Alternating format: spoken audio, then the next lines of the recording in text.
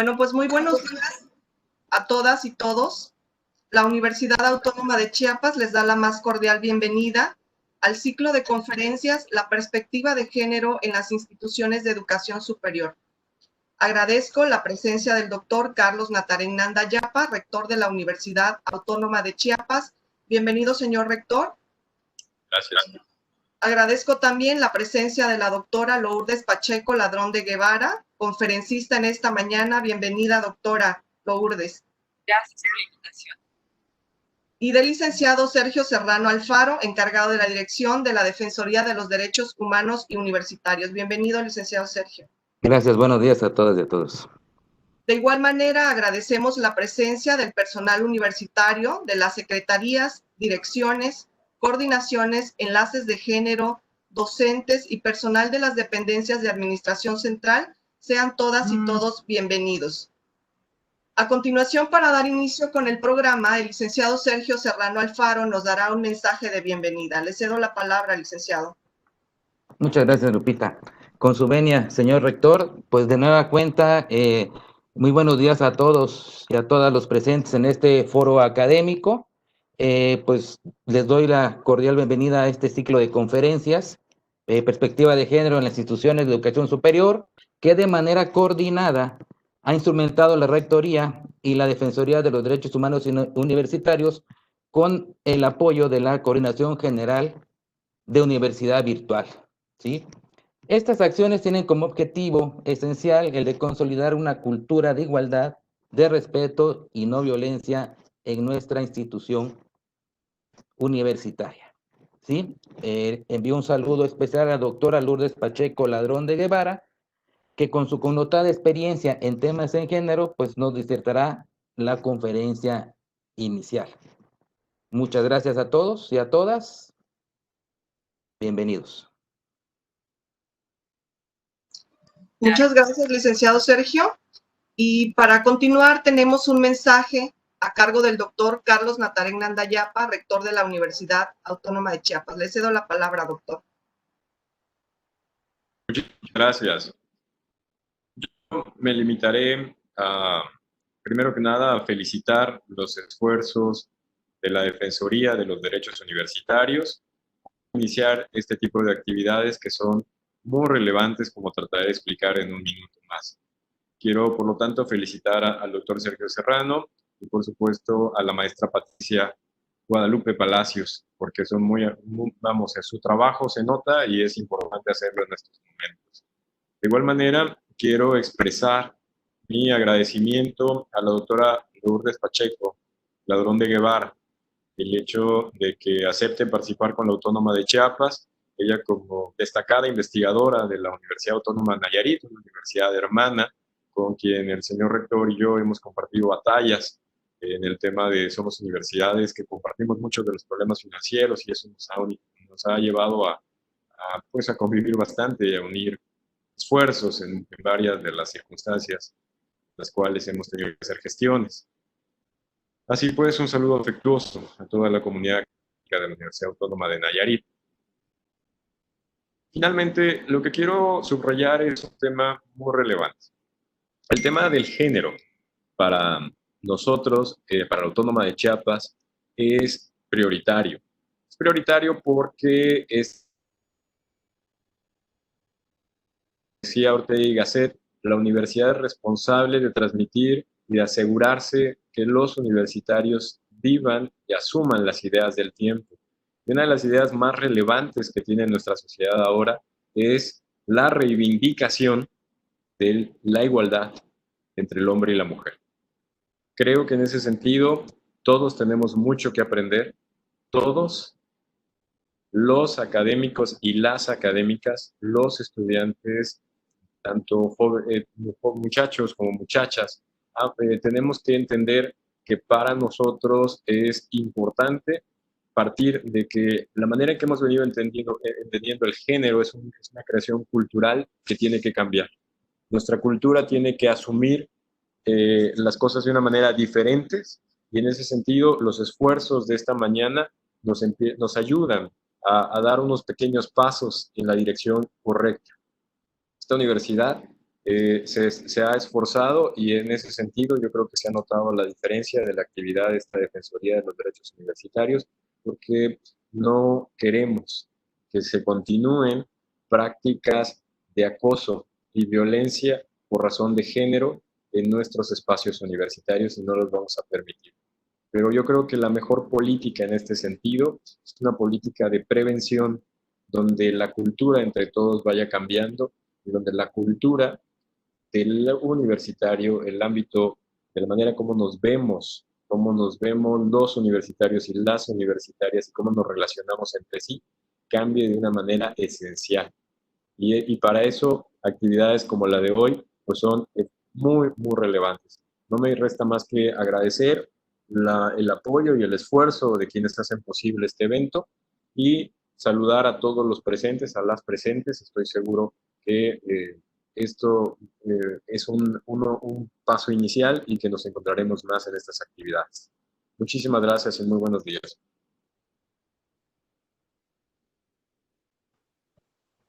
Muchas gracias, doctor Carlos Natarén Andayapa, rector de la Universidad Autónoma de Chiapas. Y para continuar, vamos a dar inicio con la conferencia. Damos la bienvenida nuevamente a la doctora Lourdes Pacheco Ladrón de Guevara, distinguida académica y feminista, quien impartirá la conferencia Los antecedentes antropológicos del género y la incorporación de la perspectiva de género en las instituciones de educación superior, la institucionalización y la transversalización, y de quien me permitiré leer su semblanza. La doctora Lourdes Consuelo Pacheco Ladrón de Guevara es licenciada en Derecho por la Universidad Autónoma de Nayarit, maestra en Ciencia Política por Flaxo, doctora en Ciencias Sociales por la UNAM. Realizó una estancia de investigación postdoctoral en la Universidad Humboldt de Berlín. Es investigadora de la Universidad Autónoma de Nayarit e investigadora nacional 3 del Sistema Nacional de Investigadores. Ha publicado 22 libros y cerca de 60 artículos en revistas de calidad nacional e internacional. Es articulista en periódicos de circulación regional. Ha impartido conferencias en México, España y Colombia. Entre los últimos libros publicados tiene El sexo de la ciencia, Armonización de la vida laboral y familiar en académicas mexicanas de Jalisco, Guerrero, Michoacán y Nayarit, y Diagnósticos de género en la Universidad Autónoma de Nayarit. Obtuvo la medalla Bicentenario a la investigación científica en ciencias sociales en el año 2010 del COSITEN. Es evaluadora nacional de proyectos de investigación y fondos específicos y dictaminadora de revistas de calidad nacional e internacional. Es fundadora de la Red de Estudios de Género del Pacífico Mexicano y actualmente coordina la Red Nacional de Instituciones de Educación Superior, Caminos hacia la Igualdad de ANUYES. Es evaluadora nacional de Profexe y CONACYT. Fundó la Cátedra Amado Nervo en la Universidad Autónoma de Nayarit. Coordina el Cuerpo Académico Consolidado Sociedad y Región. Ha sido consultora del Programa de Naciones Unidas para el Desarrollo en temas de juventud. Muchas gracias, doctora, por aceptar esta invitación que sin duda nos ayudará a visibilizar la importancia de incluir la perspectiva de género en la enseñanza y en la educación. Y le cedo la palabra, doctora. Bienvenida. Gracias, buenos días. Muchas gracias a ustedes también por invitarme. Señor rector, muchas gracias. Lo felicito por realizar este tipo de actividades en las universidades, que hoy es una tarea impostergable. Bien, voy a compartir la pantalla. Si me dan la habilitación para compartir la pantalla, por favor, porque parece que no la tengo habilitada. Adelante, doctora. Ya tiene los permisos. Ya, ok. Quedamos que era en la flechita de la derecha y no se activa. A ver, si me quieres auxiliar. Ya, ok. Listo, perdón. Sí. Ok, ¿ya ven mi pantalla? Bien, ¿están viendo mi pantalla? Sí. Ok, perfecto. Entonces, empezar a trabajar cuáles son los antecedentes ¿Así está bien? Sí, doctora, vemos su pantalla. Ok, muy bien. ¿Por qué es importante empezar a trabajar lo correspondiente a los antecedentes antropológicos del género sobre las mujeres? Aquí vamos a tratar de contestar estas dos preguntas. ¿Cuáles son los antecedentes sobre las mujeres y qué es la perspectiva de género en las instituciones de educación superior? En primer lugar, vamos a decir que el pensamiento occidental proviene de dos grandes tradiciones. Una, la tradición griega, y dos, la tradición judeo-cristiana. En la tradición griega, la mujer es considerada como un hombre incompleto. Para Aristóteles, por ejemplo, cuando la naturaleza quería hacer seres perfectos, nacían hombres con genitales desplegados, y cuando la naturaleza no podía hacer seres perfectos, nacían mujeres, que en este caso eran hombres incompletos, hombres defectuosos. Y esta idea de Aristóteles llevó a considerar en esta sociedad a la mujer como un ser inferior y, como nos damos cuenta, al hombre como el modelo para las mujeres. De ahí entonces que al hombre se le consideró el principio activo, el movimiento, y a la mujer algo que simplemente puede ser de paso. Sócrates, por su parte, en los diálogos que tenemos, decía que si los hombres viven inmoralmente o son cobardes, en la siguiente vida reencarnarán como mujeres. Como nos damos cuenta, en esta concepción, el ser mujer se empieza a considerar como un castigo. Y el hombre, porque no podemos ver la consideración del hombre y de la mujer, y el hombre se considera como algo superior a la mujer. Este pensamiento tiene una expresión muy clara en Platón, que Platón tiene esta frase tan importante que dice: doy gracias a los dioses por haber nacido griego y no bárbaro, libre y no esclavo, varón y no mujer. Si nos damos cuenta, esto que señala Platón son también los antagonismos de nuestra época, es decir, el propio del lugar y el migrante, el libre, que hoy podríamos decir el amo, el patrón, el propietario, el empresario y el trabajador. Y varón y no mujer. Van a ser, digamos, las contradicciones fundamentales de la sociedad hasta la fecha. Por lo tanto, en esta cultura, el amor entre varones se consideraba superior porque la relación erótica entre varones generaba ideas, generaba productos inmortales, o sea, ideas, y eso se consideraba superior. En cambio, el amor entre hombres y mujeres era un amor inferior porque creaba seres mortales que iban a morir, esto es, los hijos. No quiero dejar de señalar una de las principales metáforas también de Platón, que es la cuestión del andrógino. Según Platón, en el banquete de Platón, se dice que en un principio existían los seres andróginos, es decir, dos seres como una bola, como una pelota, como una esfera, que tenían 4 manos, 4 pies, obviamente tenían ambos sexos, y eran tan felices que Zeus tuvo envidia de ellos, porque además, como eran tan felices, se olvidaban de darles tributos, altares a los dioses, y entonces Zeus los separa con un rayo. Esto es importante porque a partir de esto se crea la cuestión de la media mitad, hoy llamada la media naranja. Zeus los separa con un rayo y entonces condena al ex andrógino a que busque permanentemente su otra mitad. Y ahí, digamos, se fundamenta lo que sería el amor que llega hasta nosotros con la búsqueda de la otra mitad. Y esto va a ser muy interesante porque esta idea de la complementariedad se va a vincular también con la supremacía de los hombres sobre las mujeres.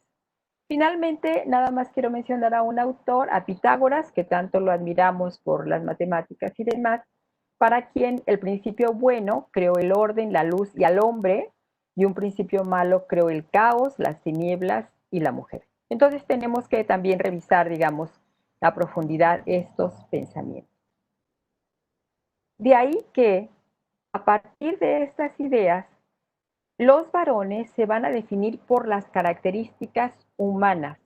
Los hombres van a ser heroicos, van a ser los protagonistas de la historia, van a ser los salvadores, los expedicionarios, y las mujeres se van a definir por su relación con el varón. Las mujeres van a estar al interior de relaciones afectivas y los hombres van a estar en relaciones de heroicidad.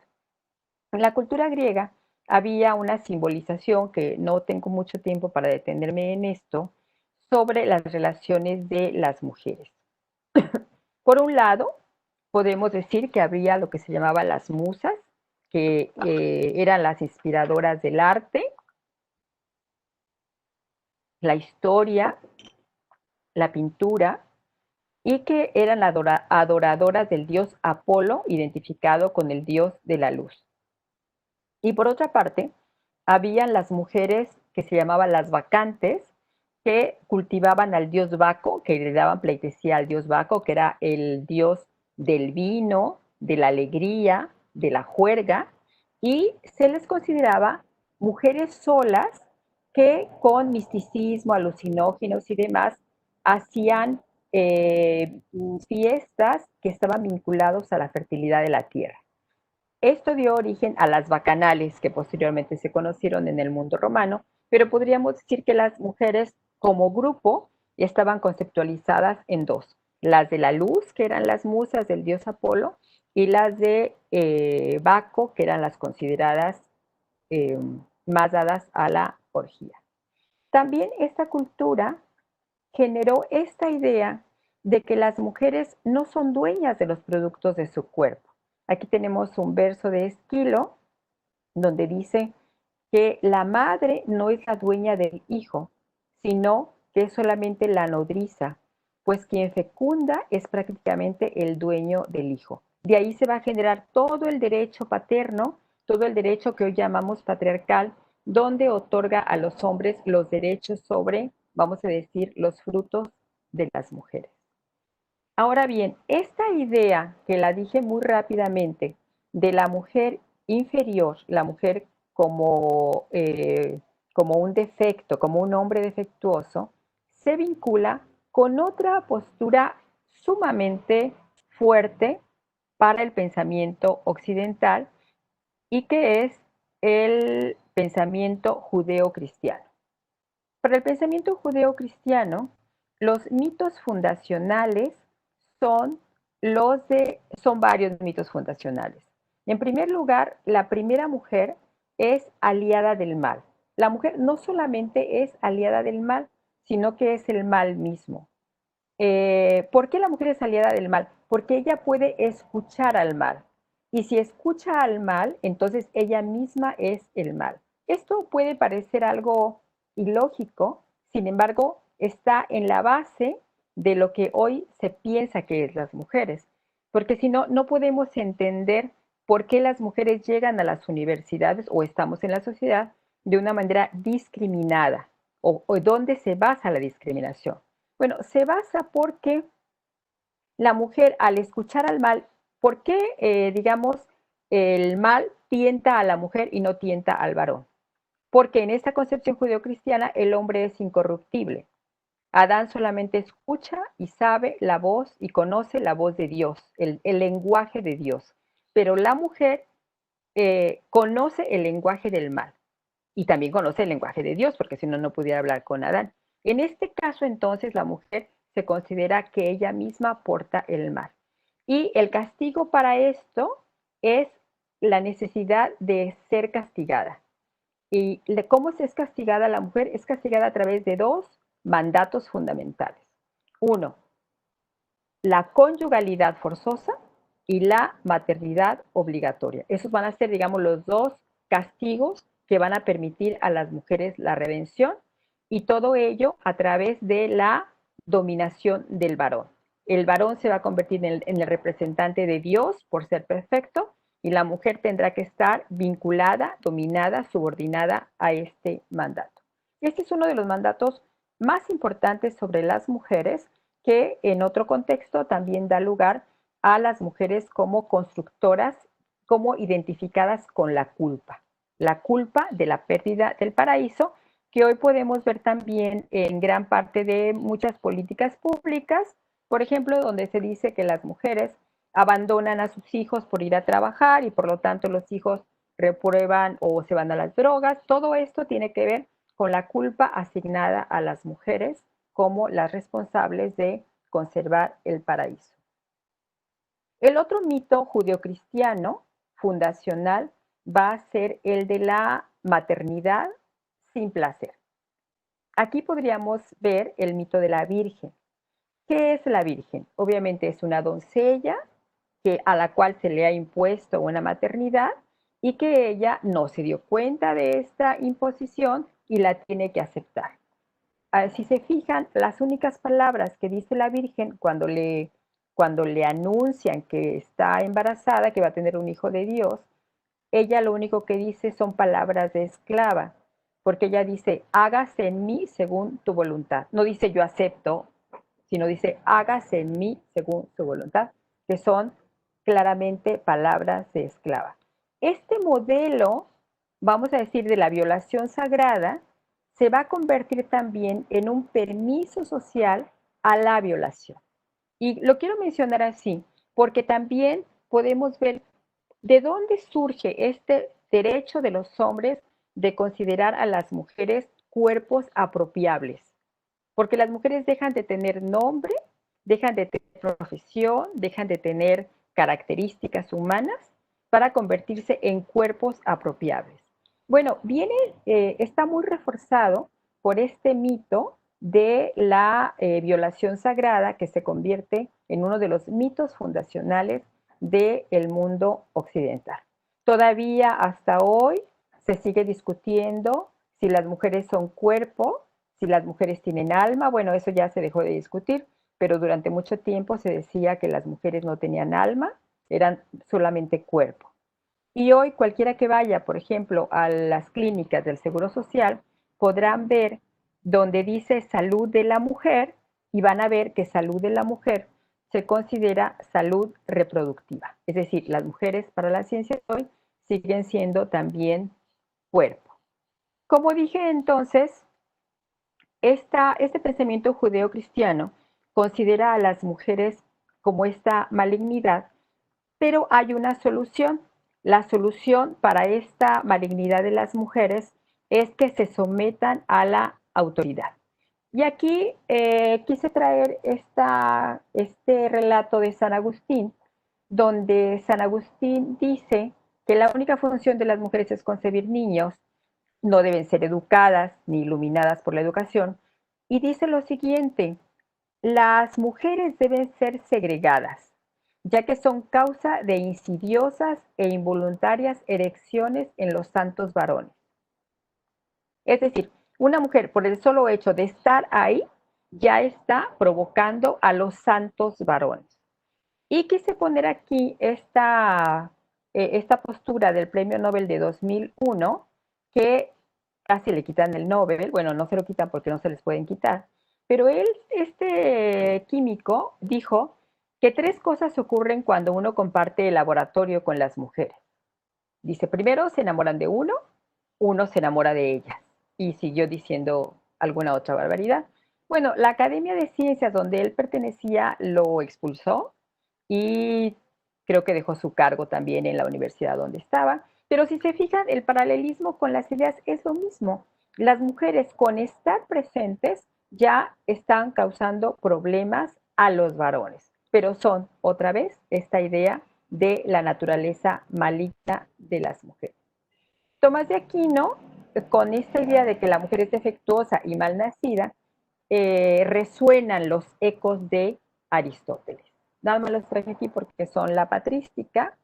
Y bueno, terminamos esta etapa del pensamiento judeocristiano con Lutero, que es el gran reformador, y él dice, las mujeres si mueren, pues benditas sean, para eso están, para dar a luz. Y total, hay muchas, y si se muere una, pues seguirán las otras. Y además hace esta afirmación que no la puedo dejar de pasar. Dice, las niñas empiezan a caminar y a hablar antes que los niños, porque la maleza, la mala hierba, crece más rápido que las buenas semillas. Bueno, imagínense el pensamiento de las mujeres todo lo que ha tenido que trasladar para poder, digamos, deshacerse de estas dos grandes corrientes. Una, la mujer inferiorizada en el pensamiento griego, y dos, la mujer mala en el pensamiento judeocristiano. A partir de estas dos grandes corrientes se va a conformar toda la filosofía, el pensamiento económico, el pensamiento jurídico de los 2000 años que tenemos viviendo. Por lo tanto, ¿cómo se piensa a las mujeres? ¿Desde dónde se piensa? La filosofía ha sido una filosofía creada por los varones, para los varones, en expulsión de las mujeres, como si las mujeres no existieran. Aquí puse las fotos de los principales pensadores que reproducimos en las universidades y tendríamos que preguntarnos si las universidades solo reproducen este pensamiento patriarcal que contiene todas estas ideas de las mujeres. Descartes, por ejemplo, en la introducción del discurso del método, dice, hago este discurso tan facilito que hasta las mujeres lo pueden entender. O sea, aquí nos damos cuenta cómo las mujeres están consideradas de poco entendimiento y fuera de las luces. Entonces, ¿desde dónde son pensadas las mujeres?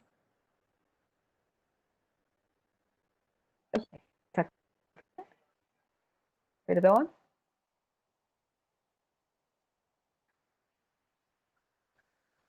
Sí, doctora, se salió su presentación. Me salí de la pantalla y no sé por qué. Si le da clic a su presentación nuevamente. Sí, aquí estoy con la presentación nuevamente. Bien, esta situación, de todos modos, continúo con la presentación. De todos modos, como dije, tenemos 2000 años de que a partir de estas dos grandes ideas se ha pensado a las mujeres. De hecho, provenimos de una tercera raíz, que es el pensamiento prehispánico, que no lo voy a explicar ahora, donde también tendríamos que explicar las claves del pensamiento prehispánico, porque digamos que eso va a ser lo que va a conformar las bases de por qué las mujeres estamos como estamos en el siglo XXI. A partir de, según esta visión del mundo, el hombre entonces encarna el todo humano, es el responsable y es el protagonista de lo universal. La mujer es una parte. Y si ven el diccionario de la Real Academia, así está definido. El hombre se define por sí mismo, es, como dije, es un intelectual, es un científico, es un explorador, pero las mujeres se definen en relación al hombre. Las mujeres van a ser madres, abuelas, hermanas. El hombre tiene un destino y la mujer es sexualidad. El hombre está haciendo, es un proyecto inacabado. La mujer es esencia, hay una naturaleza femenina que marca el ser de la mujer. Por eso digo que a partir de todo este pensamiento, según esta visión del mundo, aparecemos de esta manera. El hombre es el constructor de lo civilizatorio, de la historia, mientras que la mujer es naturaleza. El hombre es igual y se trata con sus iguales, en cambio la mujer es lo diferente, lo otro. Los hombres es lo justo, lo imparcial, lo que ve por el bien común, y la mujer es lo parcial, quien tiene intereses. El hombre es quien habla con verdad, con propiedad, mientras que las mujeres pueden falsear. Tenemos que sospechar de ellas. Este pensamiento de 2000 siglos da por resultado, digamos, este tipo de dicotomías donde estamos hombres y mujeres. Preguntémonos ahora, ¿y la ciencia ha cambiado el lugar de las mujeres y los hombres? Porque podrán decir ustedes, bueno, esto es de hace mucho tiempo, pero ¿la ciencia lo ha cambiado? Pues no, porque la ciencia en gran parte ha venido a contribuir a afirmar la superioridad de los hombres sobre las mujeres, porque no ha despojado de esto. Se ha creado, por ejemplo, hoy la idea del macho alfa, del liderazgo. Hay varias ideas sobre la inferioridad de las mujeres basada en la biología. Uno es, las mujeres tienen un cráneo más pequeño, por lo tanto no pueden tener pensamiento abstracto. Las mujeres nunca pasan de ser niñas, su cuerpo siempre está redondeado, el esqueleto infantil. El ovario en la procreación, el ovario es pasivo, el que hace la actividad de la fecundación es el espermatozoide que corre y corre y camina. O sea, todas las ideas que venimos arrastrando se van a plasmar en la biología. Quise traer aquí esta imagen de una pintura rupestre, porque cuando pensamos en las pinturas rupestres, inmediatamente nos damos la idea de que son los hombres quienes hicieron las pinturas rupestres. Sin embargo, los nuevos hallazgos arqueológicos hacen ver que estas manitas que están aquí en la parte izquierda de mi pantalla son manos de mujeres, porque la manera como está distribuido los pulgares entre las manos de hombres y mujeres son diferentes. Entonces, junto con las pinturas rupestres, ahora se estudian estas manitas y las manitas son manitas de mujeres. Sin embargo, siempre pensamos que quien hizo lo bello y quien hizo lo majestuoso son los hombres. Los hombres, como dije, se definen por sí mismos, en cambio las mujeres se definen por las relaciones entre ellas. Como dije, son esposas, madres, viudas, suegras. Los hombres se definen por las relaciones con otros hombres. Es entonces el líder, los colegas, los amigos. Y estos conceptos universales son las plataformas desde las que pensamos la sociedad, la vida y las relaciones entre mujeres y hombres. ¿Qué pasa con el mundo moderno? ¿Cuáles van a ser, digamos, las características del pensamiento del mundo moderno? Miren ustedes, se quiso pensar, a los hombres es fácil clasificarlos en trabajadores, patrones, dueños de propiedades, saben leer y escribir, etc. Pero la gran pregunta era en el siglo XVIII, XIX, ¿y cómo vamos a clasificar a las mujeres si no tienen estos atributos que tienen los hombres? Entonces, la clasificación que atraviesa a las mujeres es el ejercicio de la sexualidad. Por eso las mujeres fueron clasificadas y son clasificadas, y hoy todavía seguimos usándola, por el ejercicio de la sexualidad. Fíjense lo importante, lo que dije antes, que el hombre es historia y las mujeres son sexualidad, viene también por aquí, porque entonces las mujeres se clasificaron. Las que no han entrado a las relaciones sexuales se les llama señoritas y las que han entrado a las relaciones sexuales se les llama señoras, que serían las casadas, ¿no? Todavía esto se sigue reproduciendo hasta la sociedad contemporánea, porque todavía las mujeres, no todas las mujeres están en los ámbitos de las profesiones que podamos decir son abogadas o son economistas o son antropólogas. Siguen siendo señoras y señoritas, es decir, una clasificación basada en la sexualidad. Es muy parecido a la reducción que se hace actualmente, por ejemplo, con las personas de la comunidad gay. Se dice, esa persona es gay. Esto significa que se reduce toda la persona a solamente una de sus características. Es lo mismo que ocurre con esto. Lo que pasa es que lo tenemos tan naturalizado que no nos damos cuenta y pensamos incluso que son como títulos de honor que nos pueden dar o sobre eso, ¿no? Entonces, sobre esta clasificación de la sexualidad de las mujeres se crea una pedagogía. Y así como en el otro pensamiento había que apartar y segregar a las mujeres, no se quería a las mujeres, por ejemplo, en las iglesias, que tienen que venir hacia las mujeres en las iglesias. De la misma manera, los muros domésticos encierran a las mujeres para protegerlas de sí mismas. Y se crea el principio pedagógico de la desigualdad de la capacidad intelectiva y funcionalidad de los dos sexos. Y aquí es donde entra la cuestión de la complementariedad y de la media naranja. La media naranja se entiende como el hombre que busca la media naranja para que lo complemente a él, no para que la mujer sea complementada.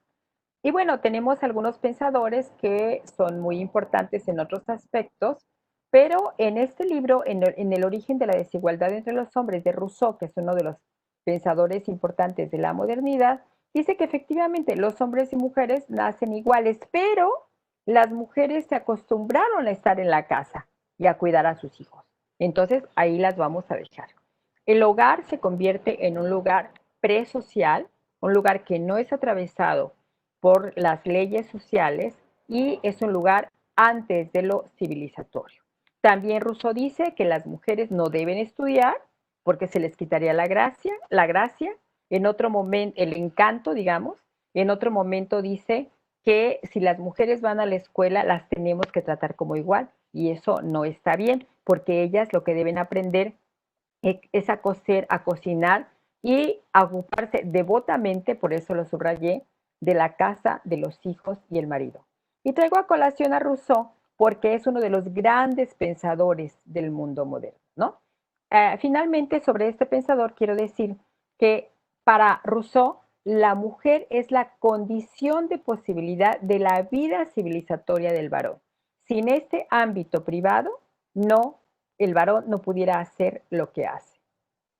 Y otro de los grandes pensadores, solamente voy a tratar dos, es Marx, que también estoy hablando de los grandes pensadores de revolucionarios, como obviamente fue Rousseau, y Marx, obviamente, con la liberación de los oprimidos. Sin embargo, para Carlos Marx y el marxismo, la casa es el reposo del guerrero.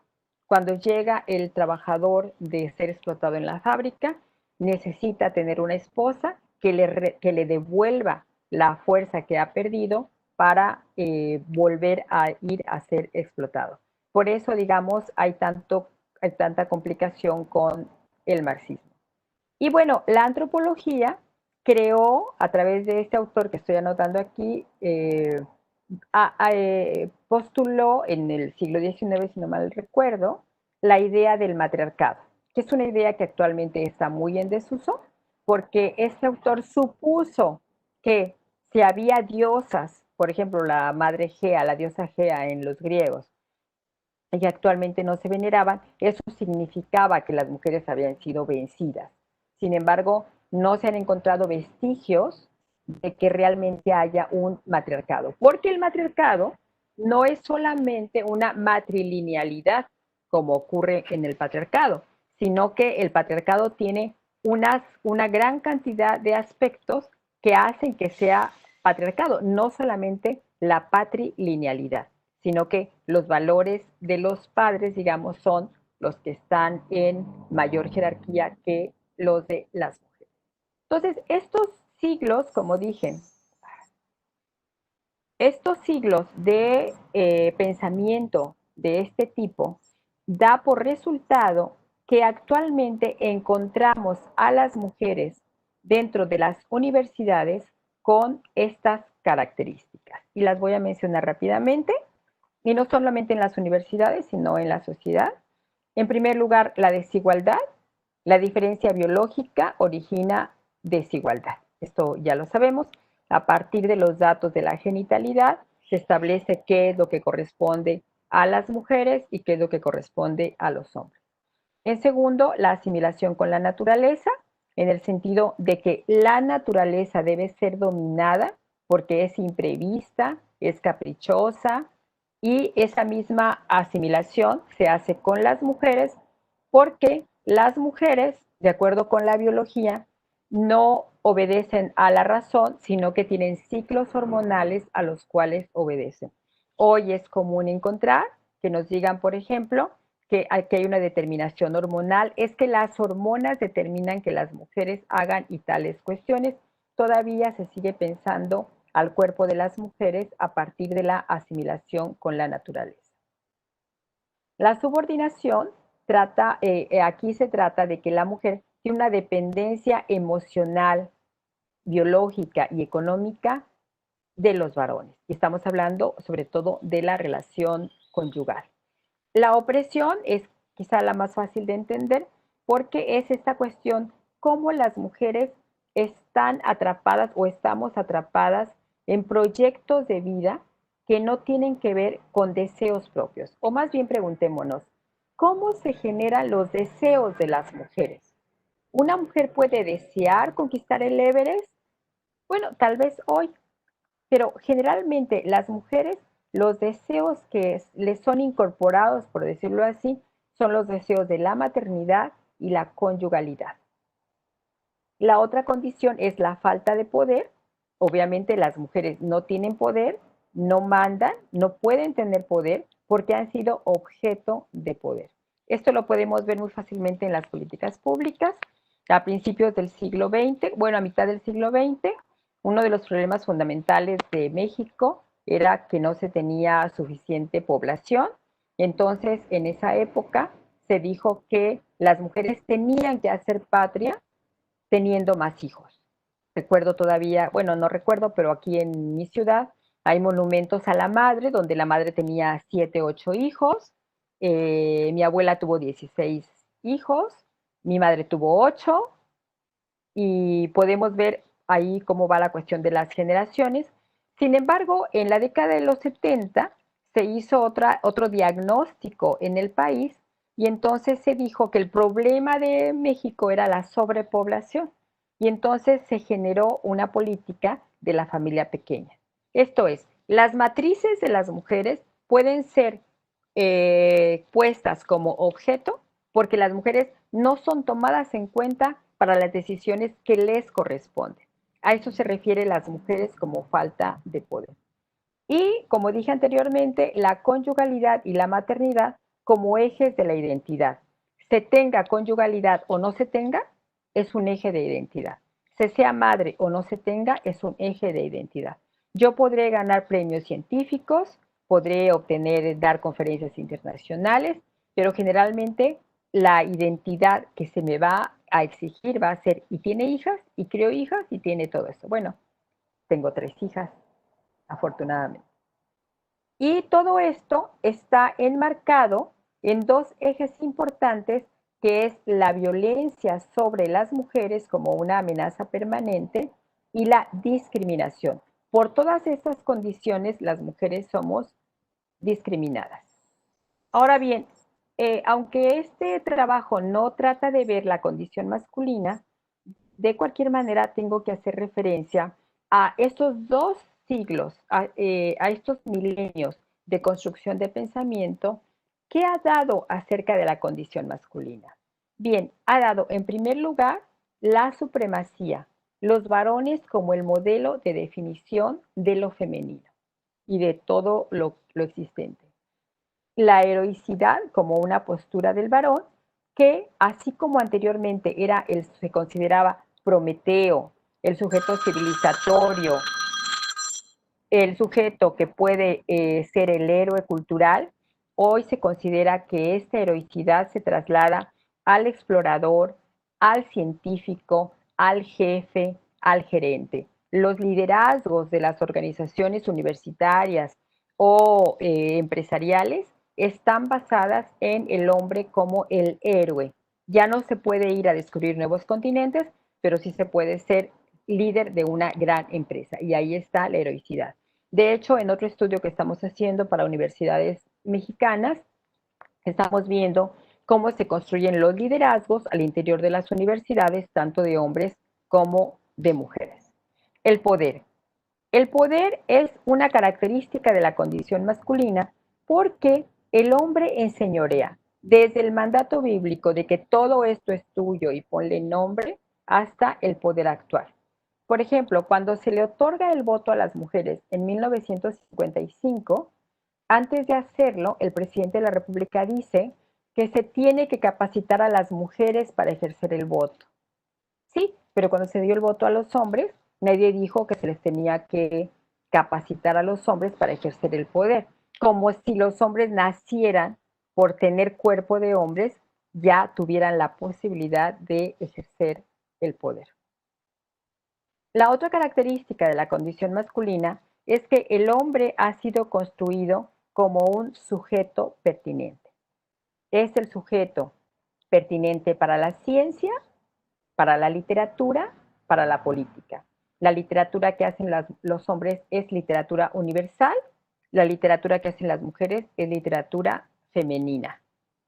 La ciencia es un campo muy importante para ver quién es el sujeto pertinente para la ciencia. Pueden ser sujetos pertinentes las mujeres que son sentimentales, emocionales, parciales. No, por eso las mujeres han estado relegadas de gran parte de la ciencia, porque el hombre se atribuye la imparcialidad de la ciencia. Yo les comento a mis alumnos que yo estudié una parte del doctorado en Berlín, y cuando yo estaba en Berlín me daba cuenta que mis colegas alemanes cuando yo llegaba al seminario y hablaba, ellos pensaban que antes de mí, que yo estaba hablando por la Koyolsowski, por la Llorona, por todas estas historias. Nunca pensaron que una mujer que venía de América Latina, de México, con toda esta carga de los mitos del pasado, pudiese hablar algo que fuese racional y desprovisto de esto. Entonces, es lo mismo que ocurre en la ciencia con las mujeres. Las mujeres no son sujetos pertinentes, no tienen una voz legítima para la ciencia o para la literatura o para la política, porque la voz de las mujeres suena falsa. Basta con que veamos, por ejemplo, documentales del National Geographic y de todos estos documentales científicos para que veamos que generalmente el narrador en la ciencia son varones. Aun cuando sea un asunto que no tenga que ver con águilas y que fueron a buscar los nidos de las víboras y todo ese tipo de cosas que son tan hermosas, porque realmente son muy hermosas, pero el narrador, aún de descubrimientos científicos de laboratorio, siempre es la voz de un sujeto, porque es el sujeto al cual se le ha dado la razón. La otra característica de la condición masculina es la legitimación del uso de la violencia. Y aquí, bueno, seguramente muchos y muchas de las que estamos aquí hemos escuchado las posturas de Rita Segato en términos de que los varones son violentos como un mandato de la masculinidad. Están encadenados, están condenados a ser violentos. Se les pide que sean violentos y la violencia entre los hombres es más un asunto de validez masculina más que validez ante las mujeres. Y la otra característica es la posesión de la mujer. Como también lo vimos en una de las láminas anteriores, la posibilidad de ser del hombre es que pueda tener un ámbito privado donde esté una mujer que le resuelva la reproducción y el cuidado. Y esta mujer es cualquier mujer, no es una mujer en particular. Puede ser simplemente una persona con cuerpo de mujer que haga justamente estas tareas. Lo menciono porque generalmente, por ejemplo, vamos a actos. Yo recuerdo que he ido a actos donde se dice, está aquí el presidente municipal y su distinguida esposa, y la distinguida esposa obviamente no tiene nombre, puede ser esa o puede ser cualquiera. Es simplemente una persona que haga las funciones de la reproducción y el cuidado. Todo esto está enmarcado en la posibilidad de los hombres de ejercer violencia. En el caso de las mujeres, puse la violencia en la parte de abajo, como se dan cuenta, como un sustrato de que eso se podía realizar. Y en el caso de los hombres, digamos, es la característica para que lo pueda hacer. Ups. Bueno, creo que por regresarla no quiere funcionar, pero voy a continuar. Bueno, todo esto lo que nos lleva aquí a ver es que se van a generar dos cuestiones. A ver, voy a tratar de... Creo que se atoró mi PowerPoint.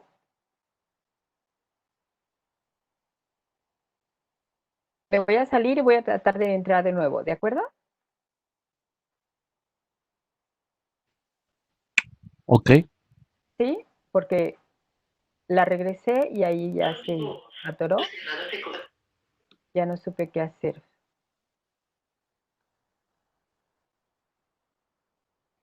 Bien, no sé si me quieras auxiliar con la pantalla,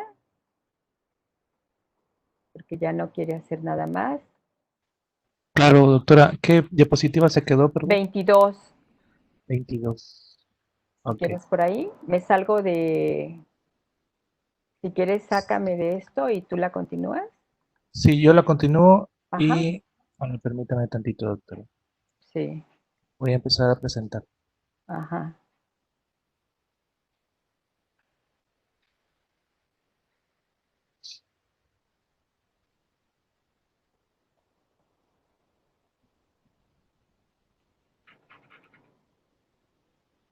¿Ahí se Ya. ve pantalla completa? Eh, ¿O en...? yo sigo viendo la mía, pero Si quieres sacarme a mí de pantalla completa, ¿puedes hacerlo?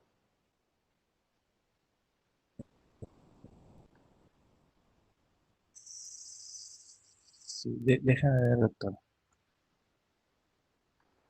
Porque conmigo ya no quiere hacer nada, ¿eh?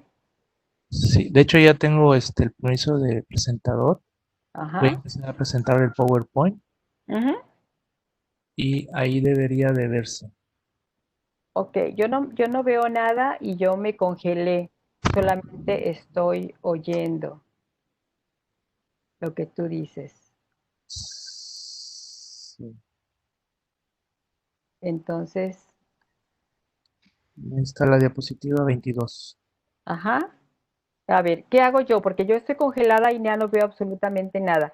Creo que me voy a salir. Tal vez tenga que apagar mi computadora, ¿sí? Porque no obedece ya nada. Sí, eso voy a hacer, permíteme. Sí, doctor, aquí la esperamos. Sí,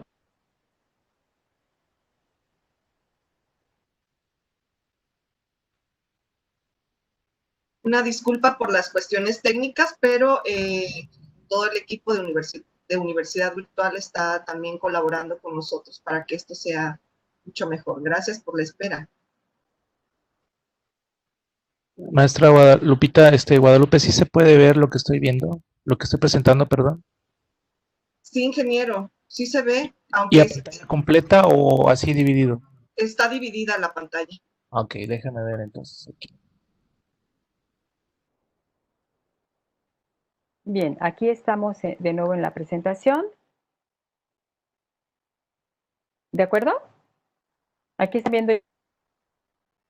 Muy bien, Sí, doctor, sí se sí, ve. doctora. Ok. Entonces vamos a recuperar donde estábamos. Espero que que les haya sido interesante hasta ahora lo que estamos mencionando. Y ya no le voy a, ya no voy a estar yendo para atrás de las diapositivas. Bien, entonces la condición femenina es común a todas las mujeres, es decir, lo mismo ocurre para una mujer que tiene un premio científico, para la reina de Inglaterra, que para una mujer migrante. Pero también esto es definido históricamente. No parte de la naturaleza de las mujeres, como dijimos, porque no hay una naturaleza femenina ni hay una naturaleza masculina. Se van definiendo contextualmente. Y la situación de las mujeres, por eso hacemos la diferenciación entre la condición femenina y la situación femenina, es que la situación de las mujeres en particular se define en cada contexto social, depende de la clase social, de los ingresos, de la edad, de la cultura, de las narrativas del mundo donde estés viviendo. En cambio, la condición femenina, como dije antes, es común a todas las mujeres en todos los lugares. ¿Qué pasa entonces con las universidades? Las universidades son entonces espacios de reproducción de las desigualdades y del antropocentrismo, porque se trasladan a las universidades las relaciones de género, tanto las relaciones directas como las relaciones simbólicas. Esto que he mencionado de la supremacía masculina, el conocimiento y el talento, etc. Las mujeres llegamos a la universidad como por el derecho a la educación y hoy somos sujetos de cambio. ¿Cuándo cambian estas ideas o cómo empiezan a cambiar estas ideas? Bueno, en primer lugar cambian cuando las mujeres llegan a la universidad y entonces empiezan a preguntarse por cómo ha sido pensada la universidad. Y aquí tenemos un gran pensamiento que piensa a las mujeres de manera diferente, que es la teoría feminista. La teoría de género es una parte de la teoría feminista. El género es un concepto que nos permite analizar las relaciones entre hombres y mujeres.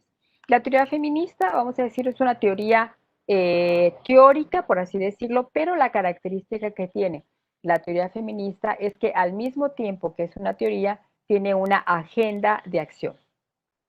Por ejemplo, el feminismo ilustrado, sobre todo, fundamentó el derecho de las mujeres a decidir sobre el cuerpo.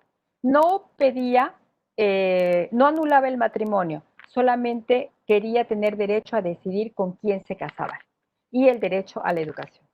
El sufragismo, que fue a mediados del siglo XIX hasta las finales de la Segunda Guerra Mundial, lo que pidió fueron sobre todo los derechos laborales y los derechos políticos. El tercer feminismo, el feminismo de la igualdad, es el que proclama la igualdad en múltiples sentidos, ya no solamente en la política y en lo laboral, y actualmente se dice que el feminismo contemporáneo se está en los derechos sexuales y reproductivos. Sin embargo, se les denomina olas porque no es que pasa una etapa y continúa la siguiente, sino que partes de estas reivindicaciones todavía están pendientes. Por ejemplo, el derecho a decidir con quién me caso todavía es una demanda de las mujeres indígenas o de las mujeres en la India.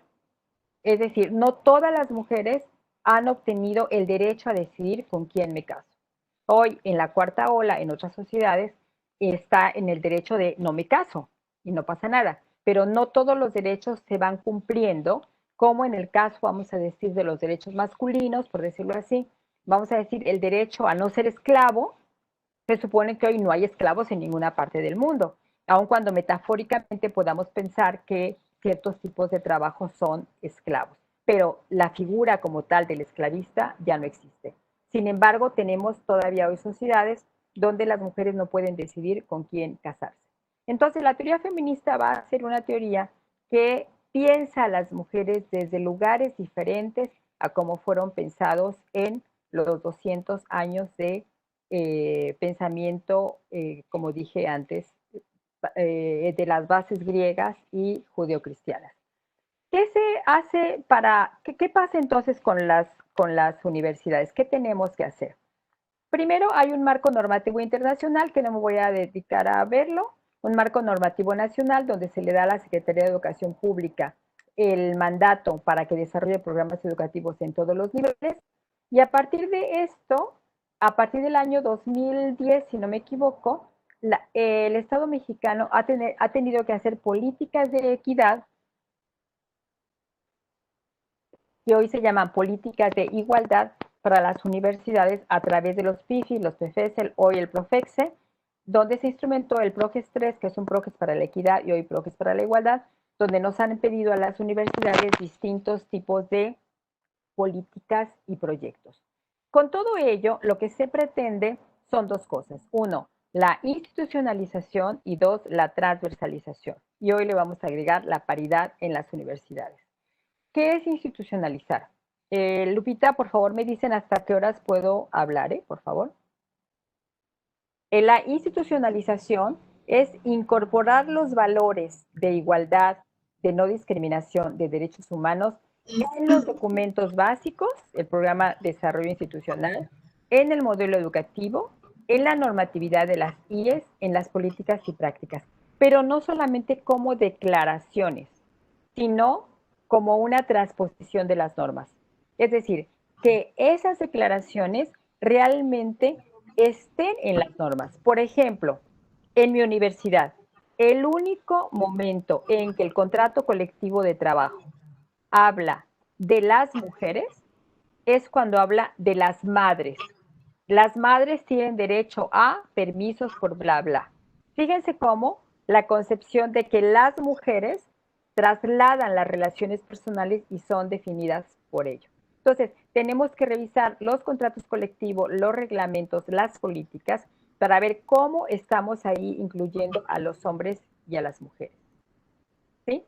La segunda parte de la institucionalización es contar con una instancia que diseñe, ejecute, lleve a cabo políticas de igualdad. Para eso se requiere un espacio, recursos etiquetados, no solamente los recursos de PROGES, personal capacitado y un lugar en la estructura orgánica que sea muy claro a dónde pertenece. Aquí, por ejemplo, estoy poniendo de ejemplo a 3 instituciones con prácticas exitosas que apuestan a cambios institucionales. La UADY, que tiene el programa Progénero y está cumpliendo 10 años, obviamente, de ese programa. Es uno de los programas más exitosos de la República Mexicana. Género UAC de Querétaro, que además tiene un modelo muy interesante de hombres cuidadores, donde los estudiantes se convierten en cuidadores de los chicos y chicas que las madres de familia, trabajadoras administrativas o maestras tienen que tener ahí en el aula de la universidad. Bueno, ya ustedes lo podrían estudiar con más calma. y el Centro de Políticas de Género para Hombres y Mujeres de la Universidad Autónoma de Sinaloa, que cuenta incluso con un centro para ello. Todas estas instituciones y otras más, si no me equivoco, Guanajuato, tienen incluso programas, recursos específicos para estas prácticas exitosas. Y el otro concepto es la transversalidad. La transversalidad es una herramienta, la perspectiva de género es una herramienta conceptual que permite identificar, cuestionar y erradicar la exclusión y desigualdad de las mujeres basadas en condiciones biológicas y culturales. Ese es un trabajo muy meticuloso, muy delicado, que quizá en muy pocas ocasiones sabemos exactamente cómo hacerlo, pero tiene que ver con diseños curriculares y tiene que ver con qué tipo de conocimiento estamos realmente enseñando. Yo he dicho en otras ocasiones que cuando yo estudié Derecho, mi primera carrera, mi carrera de licenciatura, todos los libros que leí eran escritos por hombres, todos mis maestros en esa época eran hombres y en esa época todos los abogados del Poder Judicial eran varones. Entonces, el derecho como un discurso masculino. Tendríamos hoy que preguntarnos si las universidades siguen reproduciendo el conocimiento como si solamente es un conocimiento de los hombres, ignorando las aportaciones, lo que han hecho las mujeres. Por lo tanto, la transversalización es en todo lo que hace la universidad, es una materialización desde la planeación y estructura institucional. En cuanto a la paridad, ¿qué implica la paridad? Miren, hace un año, el 6 de junio del 2019, a nivel de la Constitución se estableció la paridad como un criterio para la integración de órganos colegiados en todos los ámbitos del poder público. Esta paridad en todo seguramente va a permear a las universidades. Actualmente solamente hay 2 universidades de universidades públicas, y aquí puse la lista de las otras 4 rectoras que han sido, porque tenemos casi todas las universidades cargos de rectores sin que las mujeres accedan a los primeros y segundos cargos de gestión. ¿Cuáles son los elementos de las instituciones de educación superior que impiden el ascenso de las mujeres al poder? Actualmente, las mujeres somos cerca del 52% en la matrícula universitaria de todo el país, alrededor del 40% del personal académico y alrededor del 55% del personal administrativo. Pero esto no ha implicado que las mujeres estén en los cargos de poder. Por ahí tengo la lista de otros tipos de cargos, pero bueno, no venía al caso en este momento. La paridad vertical se refiere a los cargos directivos de primero y segundo nivel. ¿Quiénes son directores y directoras en las escuelas, en las secretarías, en las coordinaciones, en las escuelas, en los centros de investigación? A eso se refiere la paridad vertical. Y la paridad horizontal se refiere a la integración de órganos colegiados, comisiones de ingresos, jurados, consejos, etc. Cuando he dicho que la universidad reproduce relaciones desiguales, es porque la violencia se convierte en una forma de relación. Si las mujeres han sido conceptualizadas como sujetos apropiables, entonces la universidad se convierte en un gran escenario donde la supremacía masculina encuentra a las estudiantes, pero en lugar de ver estudiantes, ve cuerpos de mujeres. En lugar de ver colegas maestras, ven cuerpos de mujeres apropiables. Obviamente no estoy hablando de todos, pero este es el simbolismo. Porque la única manera de relacionarnos entre hombres y mujeres va a ser a través de la seducción. Y esa seducción se va a convertir en la manera de relacionarnos. Como decía Rousseau, ¿cómo le hacemos para...? Él no quería que estuvieran en la escuela para no verlas como iguales. Lo que yo pregunto es, ¿cómo hacemos para vernos como iguales y que no nos veamos como cuerpos apropiables? Y bueno, aquí nada más establecí 2 de los tendederos, que son de los dolores de cabeza más importantes que actualmente se tienen. Estas protestas sociales de las jóvenes las podemos leer ahora como parte de la construcción de ciudadanía, porque digamos es tan importante lo que ocurre en los tendederos. Prácticamente todas las universidades del país, centros de investigación, han tenido tendederos, sobre todo este año, donde han manifestado toda la inconformidad hacia las formas de trato que se tienen en las universidades. Y esto de los tendederos muestra el clima hostil en que ocurre el derecho a la educación. Pero no estamos todavía analizando qué ocurre entre el personal académico y qué ocurre entre el personal administrativo.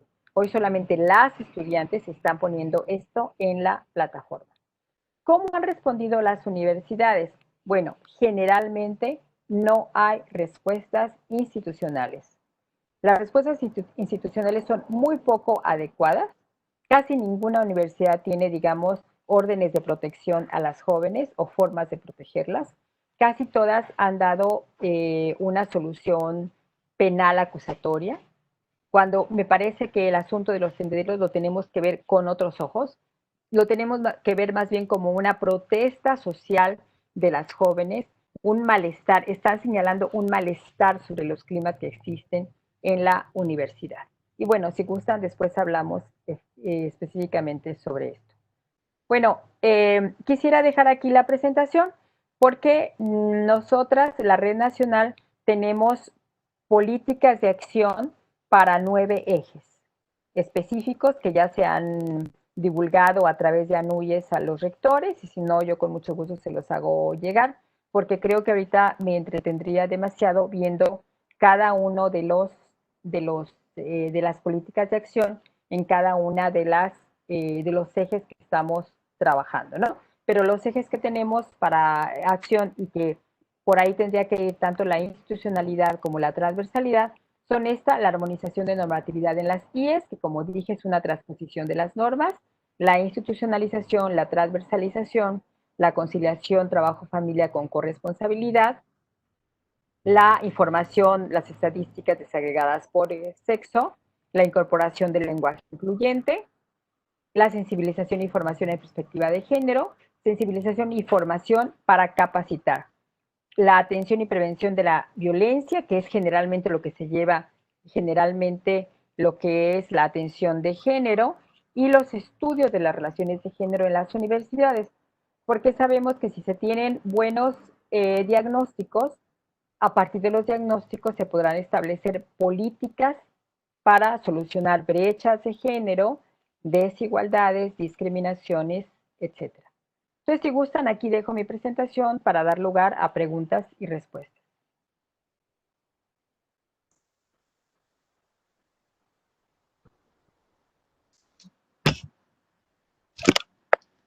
Muchas gracias, doctora.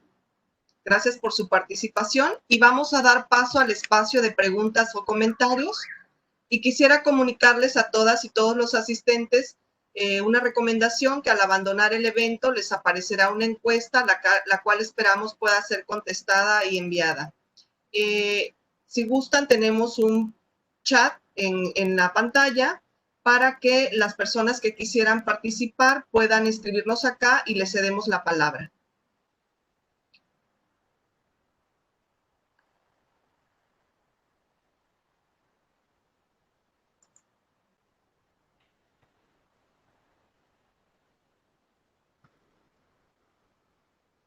A ver. Quiero checar el chat.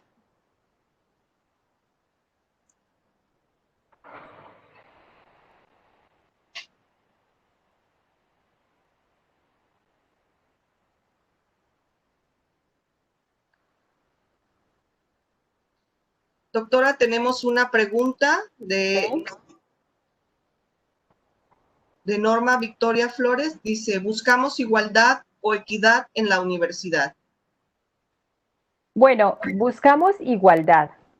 Sin embargo, la equidad es una estrategia para conseguir la igualdad. Por ejemplo, vamos a preguntarnos en nuestra universidad, ¿cómo está la relación de integrantes del Sistema Nacional de Investigadores? ¿O cómo está la distribución entre directores y directoras de las escuelas? Aquí la propuesta para construir igualdad es la equidad. ¿Por qué? Porque si las mujeres tienen menos posibilidad de llegar a los cargos de dirección, entonces tendrían que hacerse acciones para que esto realmente se pueda realizar. Y esto, uno de los criterios es que un cargo que vaya desocupándose la siguiente persona que llegue no sea otro hombre, sino sea una mujer. Eso es una acción afirmativa que es una acción afirmativa de equidad, pero que nos va a permitir llegar a la igualdad. Esa sería una respuesta.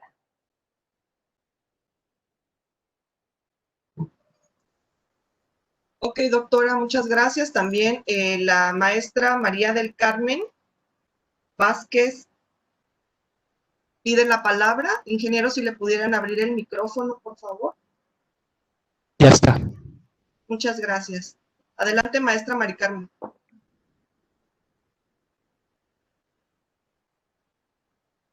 ¿Puede activar su micrófono?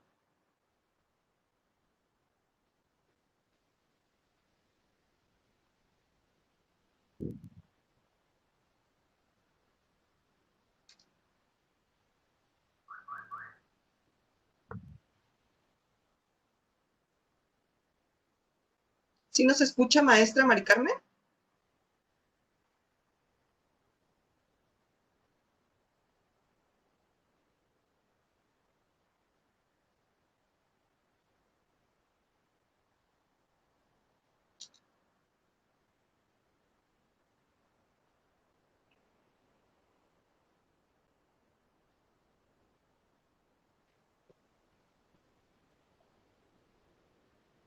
Bueno, también tenemos a otra maestra, Danae Pombo. Creo que hay problemitas ahí para conectarnos con la maestra Mari Carmen. Danae Pombo también quiere participar.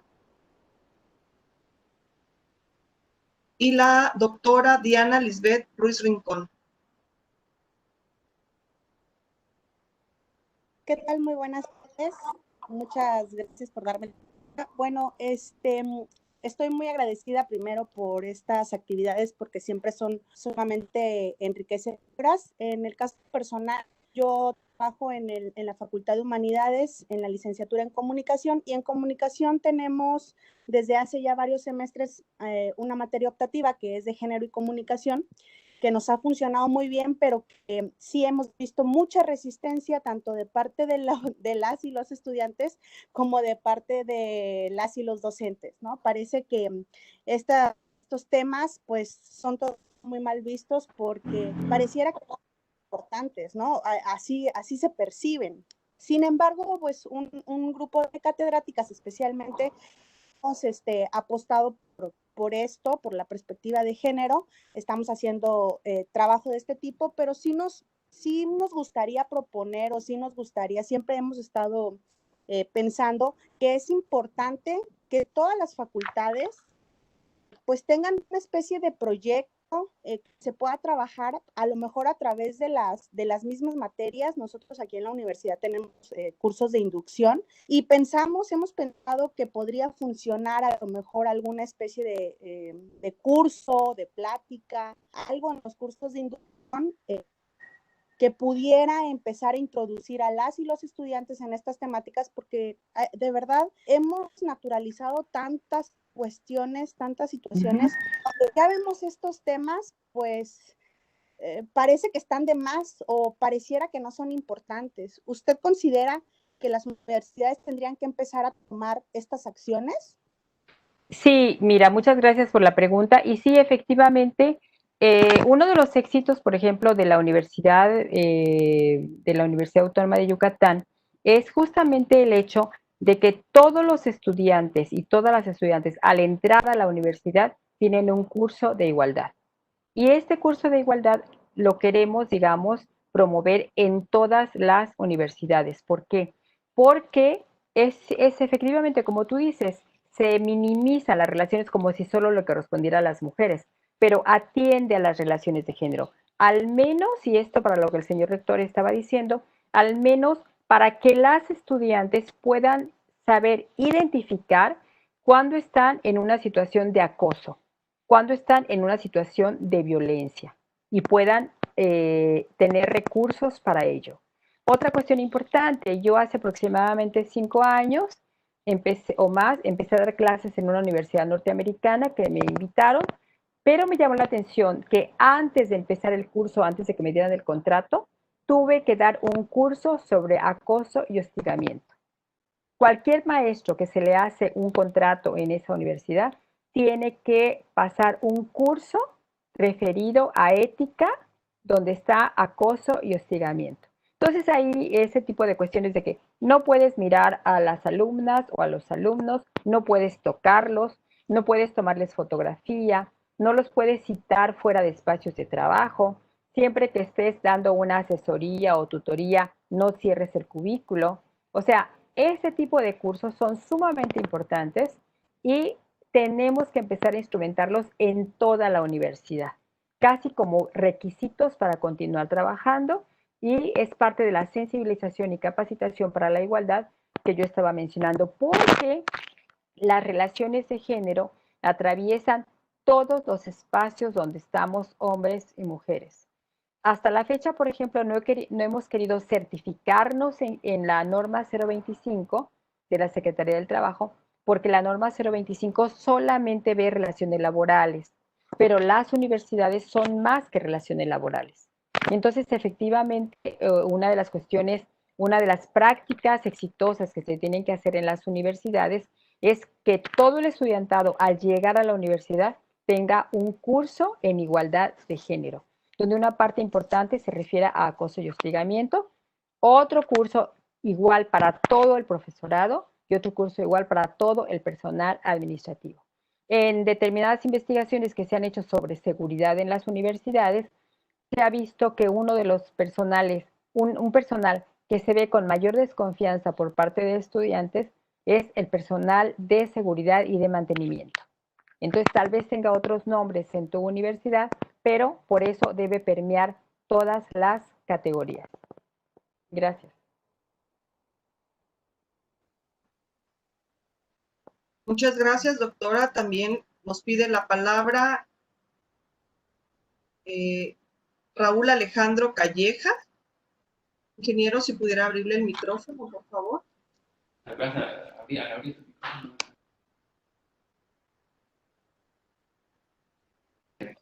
Bueno, ¿me escuchan? Sí, adelante. Hola, muy buenas tardes a todos y a todas. Mi nombre es Raúl Calleja, soy docente de la Facultad de Humanidades Campus 6. Y pues bueno, me gustaría saber la visión de nuestra ponente respecto a que todavía existen, incluso por parte de algunos docentes, maestros, maestras, por ejemplo, en la Facultad de Humanidades hemos tenido mucho trabajo respecto a ello, pero en muchas otras áreas que todavía, que piensan que tienen perspectiva de género, incluso maestras, y que muchas veces no trabajan sobre ella. Me ha tocado ver en algunos casos que incluso he sabido que regalan flores el Día de la Mujer, ¿no? Y que mandan a felicitar a todas por ser la flor más bella del mundo, ¿no?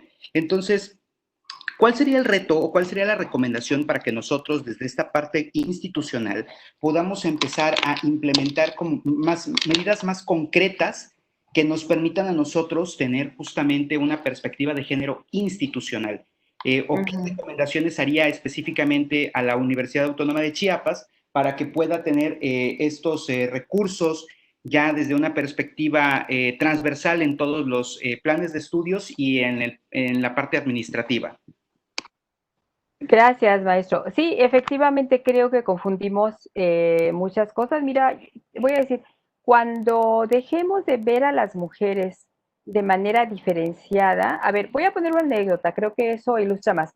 En una ocasión estaba yo en la Cámara de Diputados de aquí de Nayarit, en el Día de la Mujer.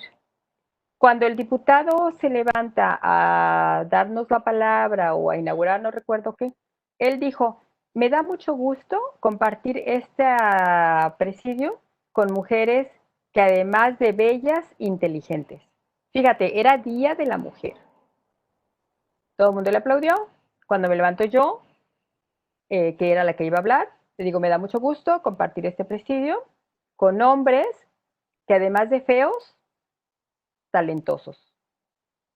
O sea, mi idea es, ¿por qué siempre tenemos que hablar de las mujeres como flores o como bellas? ¿Por qué tenemos siempre que estar estableciendo parámetros? Fíjate, ahí dijo que además de bellas, inteligentes. Como si la inteligencia fuese un atributo excepcional de las mujeres y naturalizado para los varones. Por eso quise empezar esa charla con todas estas ideas que venimos cargando a partir de 2000 años, porque eso justamente nos da el lugar diferenciado en el que estamos. ¿Qué deben hacer las universidades en estos? Primero, tenemos que construir culturas de igualdad.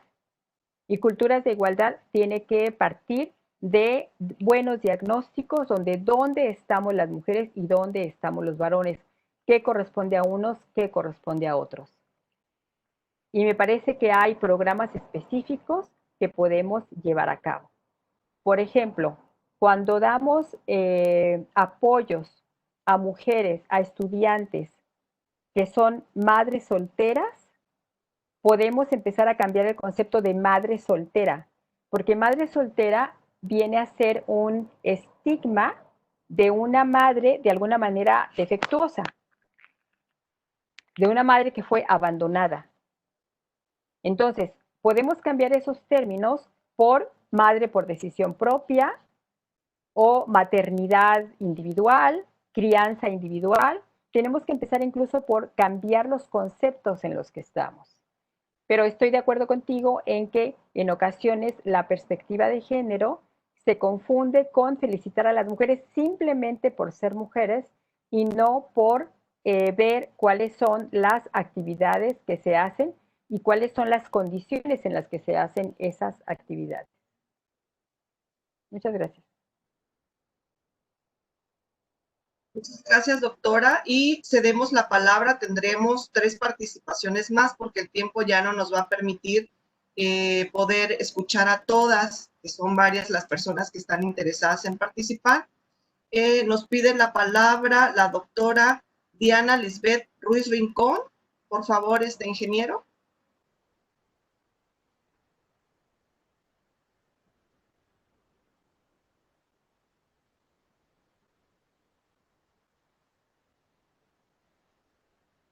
Bueno. Sí, adelante. Bueno, ¿me escuchan? Sí, adelante, doctora Diana. Muy bien. Bueno, muy buenas tardes. Primero, mi agradecimiento y reconocimiento a la doctora Lourdes Pacheco por tan excepcional presentación. Realmente me hizo viajar hacia mi experiencia formativa. Yo estudié la licenciatura en filosofía en la Universidad de Guadalajara y efectivamente es un reto porque es un ambiente tradicionalmente y hegemónicamente pues, dominado por la figura masculina, ¿no? O los hombres. A mí me gustaría, si es posible, que la doctora Lourdes Pacheco profundizar un poco respecto a este aspecto que tocó, a lo mejor de manera tangencial, pero que atraviesa profundamente distintas esferas de lo institucional, que tendría que ver con la violencia epistémica como un tipo de violencia de género. Yo he trabajado un poco este tema en algún artículo, en donde desde la normalidad como una vía de resistencia para visibilizar, es decir, por ejemplo, estos tendederos, en donde se señala estos elementos, estos factores que no están siendo institucionalizados, porque la institucionalización implica una normalización. La violencia epistémica también opera como un tipo de violencia de género.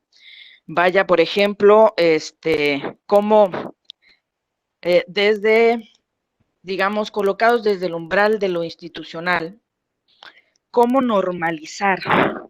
Primero pensamos meritocráticamente, y si es así, bueno, ¿qué estrategias, con qué instancias, desde qué condiciones disminuir este tipo de violencia de género que es la epistémica, en donde en disciplinas como por ejemplo la filosofía, en donde, bueno, basta decir que por ejemplo soy de la planta docente, soy la única docente mujer que hay en el programa, tengo así varios años, estuve en la coordinación de la licenciatura, tuve que retirarme de ese puesto y ahorita estamos en la coordinación de investigación y posgrado, con el apoyo siempre de la dirección y de la institución, pero finalmente esta situación se vuelve algo que es necesario nombrar, ¿no? Y trabajar precisamente al interior de estas instituciones de educación superior.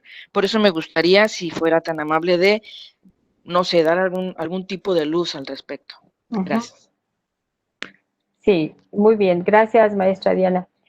Bueno, usted misma ha dado ahí una respuesta, maestra, porque fíjese, es cierto, la meritocracia beneficia a las mujeres, pero los cargos en las universidades no se dan por méritos.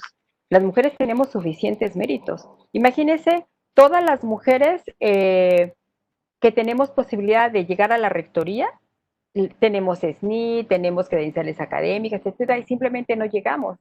Entonces, por méritos no vamos a llegar a los puestos de poder. Se tienen que hacer otras cuestiones, otras alianzas, otras decisiones, otras políticas públicas para que las mujeres podamos llegar a los primeros puestos de poder.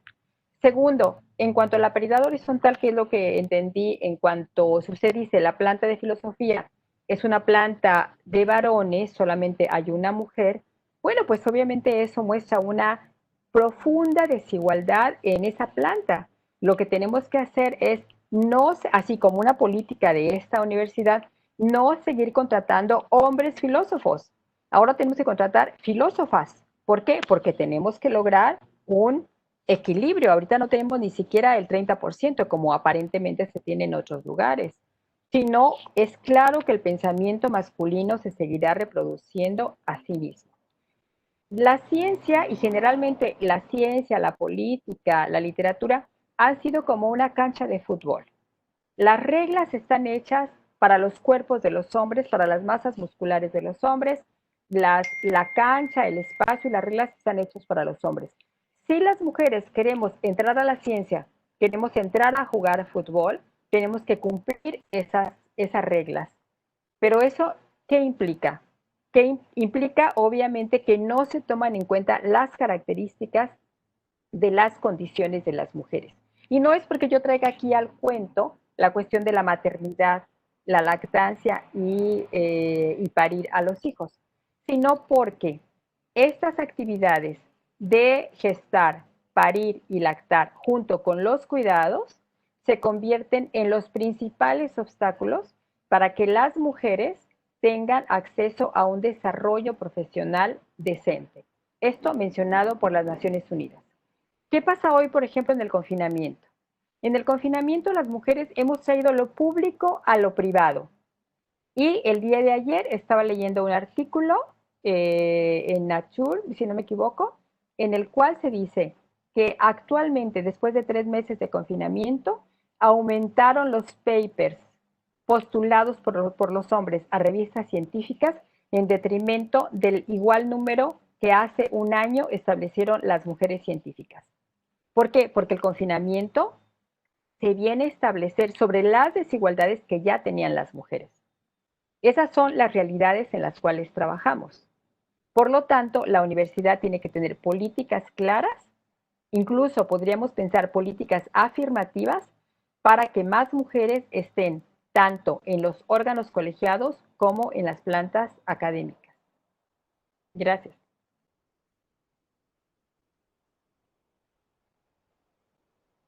Gracias, doctora. Ahora cedemos la palabra a la maestra Carmen Marín Levario. Ingeniero, por favor, si le activa su micrófono.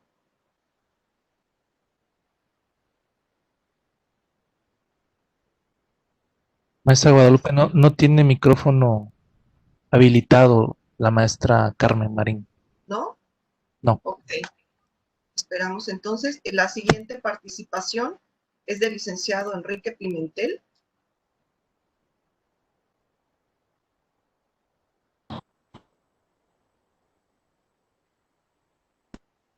¿Escuchan? Sí, adelante, Bueno, licenciado. Bueno, maestra, doctora Pacheco, muchas felicidades por su disertación. Me pareció, la verdad, Creo que deberíamos implementar muchos cursos, como bien lo dijo, para estudiantes, para administrativos, para académicos. Yo soy el abogado general de la Universidad Autónoma de Chiapas. Me tocó ser quien rescindió al primer catedrático por acoso y hostigamiento en la universidad. Y le quería hacer un par de comentarios. Fíjese que creo yo que también hay una situación que se da en las instituciones de educación superior, por ejemplo, particularmente en la Universidad Autónoma de Chiapas, donde desde su eh, establecimiento en los 70s, que ya tiene 45 años, pues hubo de alguna manera una connivencia entre las personas que detentaban el poder, entre los sindicatos, por supuesto de académicos y de administrativos, donde cuando había algún señalamiento simplemente se le cambiaba de área al acosador, al hostigador, y no había realmente una política pública instrumentada para investigar los acontecimientos y en su caso para llegar a la decisión de rescindir un contrato o de expulsar ya sea a un alumno o a un catedrático de la universidad. Nos tocó empezar a implementar este tipo de actividades primero en la Defensoría de los Derechos Universitarios y después cuando el rector me designó como abogado general, pues empezar a llevar a cabo un procedimiento en donde cuidar una circunstancia, el principio de presunción de inocencia. Le quería comentar que a pesar de que estamos llevando a cabo este trabajo y de que hemos tenido impacto universidad, lamentablemente, por ejemplo, la situación de los tendederos no lo hemos logrado cambiar de perspectiva. Quiero decir, por ejemplo, la maestra Marta Lamas en su libro de acoso, hace poco tuvo una conferencia y explicaba que hay otras políticas para atender este tipo de situaciones de los tendederos, donde en algunas universidades de Chile o de Argentina se invita a los maestros que tienen estos señalamientos, se tiene una plática institucional con ellos para que modifiquen su actitud. Aquí, a pesar de que hemos trabajado para decir que va a haber cero tolerancia y que cuando haya alguna situación se va a sancionar, inmediatamente la Defensoría emite una medida cautelar para retirar a este maestro señalado en lo que se lleva a cabo la investigación.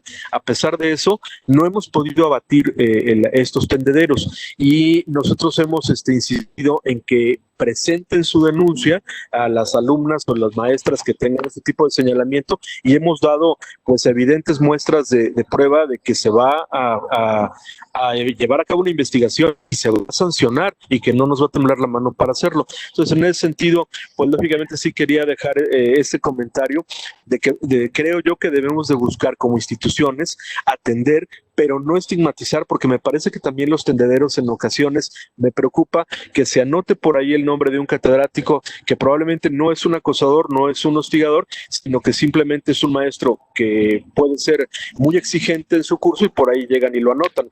Me parece que también el principio de presunción de inocencia y buscar alternativas para resolver los conflictos es algo muy importante. La felicito por su conferencia y pues no sé qué comentario habría. Gracias. Gracias, maestro Enrique Pimentel. Sobre tendederos, me parece que apenas estamos empezando a reflexionar sobre qué hacer en el caso de los tendederos, porque, y como abogados, estamos acostumbrados o pensamos que la única solución es el derecho punitivo. Y aquí está justamente el quid de qué pasa con los tendederos. Los tendederos no están estableciendo, como estamos acostumbrados en el derecho penal, no están estableciendo efectivamente un hecho que va a dar lugar que da lugar a un delito. No están mostrando delitos. A mi modo de ver, los tendederos están mostrando un clima de hostigamiento donde ocurre la educación. Tenemos que verlo más con ojos sociológicos que con ojos jurídicos, aunque algunos hechos, sin duda alguna, van a dar lugar a denuncias penales, pero no todo lo que está puesto en los tendederos da lugar a denuncias penales. Esto es sumamente importante diferenciarlo porque si no vamos a entramparnos en la cuestión de qué significan los tendederos.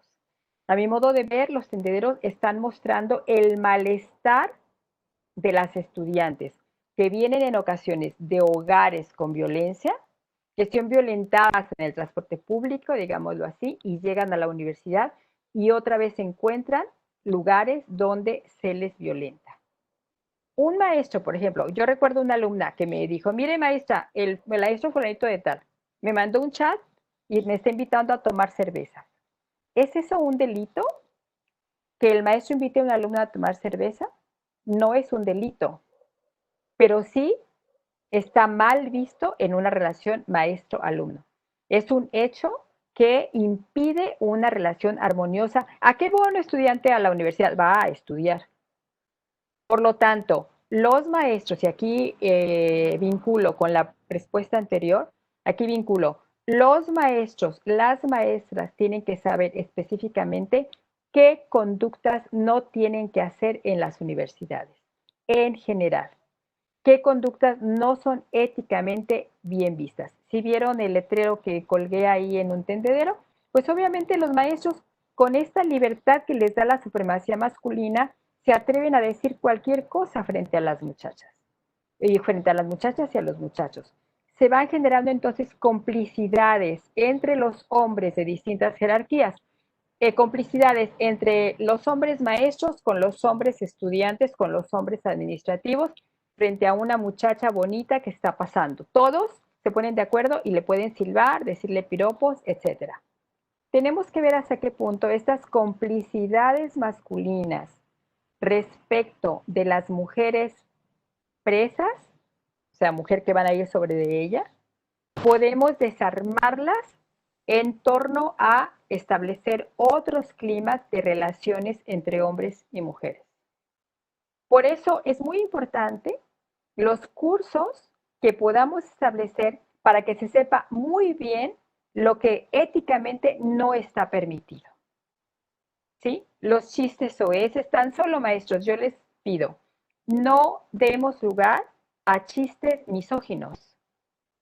No sigamos reproduciendo los refranes que contienen discriminaciones hacia las mujeres, como tampoco hacia los indios, hacia los indígenas, hacia la población discapacitada. O sea, no, nuestro comportamiento como universitarios no es solamente porque yo domine las corrientes filosóficas contemporáneas, sino mi actitud como universitaria es porque contengo una ética donde no discrimino a la población.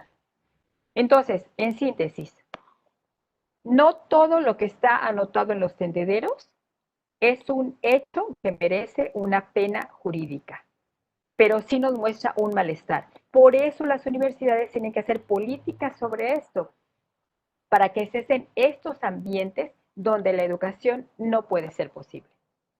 ¿Sí? Muchas gracias, abogado. Muchas gracias. Me comentan que ya se puede conectar la maestra Marín Levario. Buenas tardes. Se escucha mucho eco. Muy contenta por estar aquí. Y además ver el trabajo que está haciendo la actual rectoría en términos de su proyecto académico, en donde por fin de una manera nítida se inserta la transversalidad de la perspectiva de género y hay todo un esfuerzo muy serio en lograrlo. Me da mucho gusto escucharte, doctora, en el marco del 25 años de la Plataforma de Acción de Beijing, y me gustaría muchísimo saber, desde tu opinión, ¿es posible o socializar esta experiencia que tú ya tienes en la transversalidad de la perspectiva de género en las CIES y en las universidades para aprovechar precisamente esta coyuntura, este interés y hacerlo realidad en la UNACH, en donde en otros años tenías el impedimento de poder hablar de manera clara en cuestiones curriculares del pensamiento de las mujeres a lo largo de la historia, de la teoría social, por ejemplo, o de insertar los estudios feministas al interior de tus asignaturas, ¿no? Entonces, ¿cómo es posible esta parte de contribuir para agilizar este gran esfuerzo que se está haciendo en la UNACH y sobre todo este interés de lograr que el plan institucional de equidad de género logre precisamente irradiar en la currícula universitaria, aprovechando la actual decisión de colocar las asignaturas en la plataforma de Edúcate, y eso abre una posibilidad muy rica para que este proyecto académico de caminar hacia la excelencia en la UNACH sea posible con perspectiva de género. Sí, Sí, maestra, muchas gracias, maestra Carmen Guadalupe. Yo lo que les propongo es que en la RENIES, en la Red Nacional de Instituciones de Educación Superior, actualmente participan 72 instituciones. En esa red hay diversas personas expertas, todas o casi todas son las que llevan a cabo la política de igualdad de sus universidades y podemos ver, digamos, las distintas prácticas que han hecho para ir avanzando en las universidades. Tenemos una universidad que va muy adelante, digamos, en cuestiones de transversalidad en su universidad. Tenemos otra universidad que ha hecho programas de estudio con perspectiva de género. Tenemos universidades que han hecho no solamente protocolos, sino que ya van en la tercera versión del protocolo. Tenemos universidades donde ya van como en la tercera o cuarto tipo de diagnósticos que se hacen. Es decir, las universidades no hemos estado caminando de manera pareja en toda la República, sino que cada quien tenemos heterogeneidades. Pero justamente por esto podemos aprender de esas prácticas. Yo a lo que invito es que hagamos una revisión de las prácticas que se tienen en el conjunto de las universidades del país para ver de qué manera la UNACH podría replicar algunos de los programas que han sido exitosos a nivel nacional y que puedan aplicarse a su universidad, desde luego a partir del contexto en el que se encuentra. Y sí, efectivamente, digamos, la teoría feminista, que en un tiempo fue demonizada, hoy es una práctica, es una teoría que puede perfectamente estudiarse en las universidades. Creo que hemos comprendido que se trata de una teoría sobre los derechos de las mujeres, sobre la situación de las mujeres, que tiene junto con ello una agenda de género. No es solamente una teoría, es como pasa con el medio ambiente. No podemos estudiar medio ambiente y seguir contaminando el planeta, ¿no es cierto? Entonces no podemos estudiar teoría feminista y seguir teniendo las mismas relaciones violentas, desiguales y asimétricas entre hombres y mujeres. Eso es claro. Gracias, maestra. Gracias.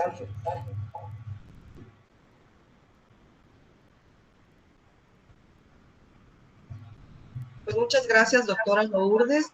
Quisiera, para cerrar esta ronda de preguntas y comentarios, ya no vamos a dar la palabra a más preguntas porque el tiempo ya no nos los permite, pero quisiera leer rápidamente algunos comentarios que han subido al chat para que pueda conocerlos, doctora. Comentan por aquí, la felicitan por su participación. Y quienes estamos en el aula, ¿qué nos recomienda para trabajar estos temas? Son delicados en mucho sentido y lo que se debe evitar es polarizar estos temas. De la doctora Sheila, de la doctora Lucía Elena, existen algunos programas de acciones que se puedan implementar en cada facultad y que además puedan ser valorados los resultados. Se me ocurre un programa continuo cíclico. Laura Martínez, excelente conferencia, ojalá se repita. Piden la palabra, ya se le dio a la doctora Diana. De Brenda Mariana, aparte de las pláticas de información de género, ¿qué otras medidas o apoyos hay en aquellos estudiantes que expresan su malestar en los tendederos? Buenas tardes, para incorporar la perspectiva de género. Creo que alguien tiene abierto su micrófono. Buenas tardes a todas y todos. Para incorporar la perspectiva de género en el diseño curricular se necesita modificar los currículums de todas las licenciaturas.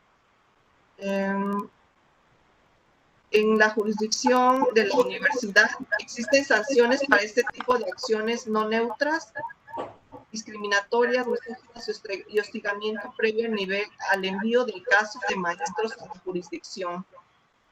Gracias por la conferencia. Bueno, pues esto quedará en el chat. Hay otra, tengo la propuesta de utilizar la comunicación para el cambio, para propiciar el respeto e igualdad que se trabaja desde los estudiantes y para crear contenidos que permitan el conocimiento, la reflexión y el pensamiento crítico. Felicidades a la doctora Lourdes Pacheco por su excelente conferencia.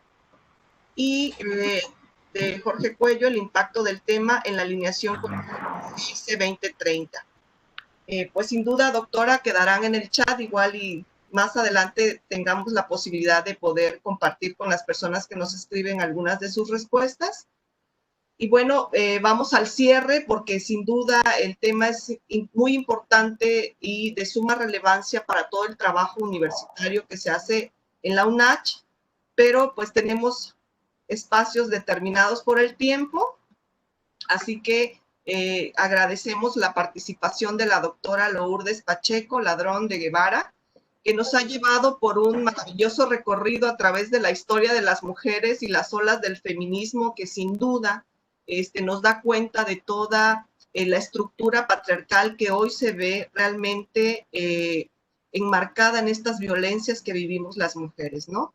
Pero nos plantea también el reto que tienen las instituciones de educación superior, pero lo más importante, considero, es que podemos retomar para nuestra universidad el reconocimiento del avance que hemos tenido en la incorporación de la perspectiva de género en las políticas institucionales actuales y cómo podemos sumarnos al compromiso universitario de contribuir a la construcción de una cultura de igualdad entre mujeres y hombres desde todos los espacios que nos corresponde en nuestra universidad.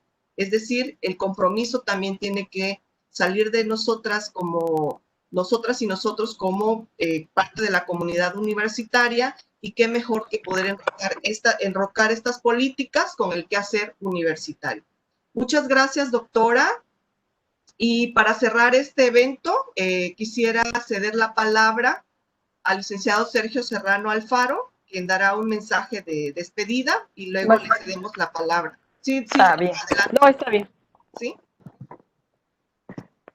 Pues doctora, yo me uno a cada una de las felicitaciones de mis compañeros. Realmente una excelente exposición. Así también espero que no sea la última. Creo que quedaron muchos temas pendientes.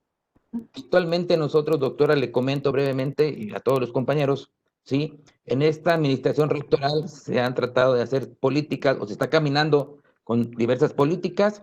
Tenemos una nueva ley orgánica, ¿sí? Tenía más de 35 años la ley orgánica. Tenemos una nueva ley orgánica que está basada en el respeto de los derechos humanos, ¿sí? De la igualdad. Entre otras cosas, habla del principio de paridad de género para designación de funcionarios, composición de cuerpos colegiados, ¿sí? Se está haciendo el estudio y el análisis de la nueva legislación universitaria.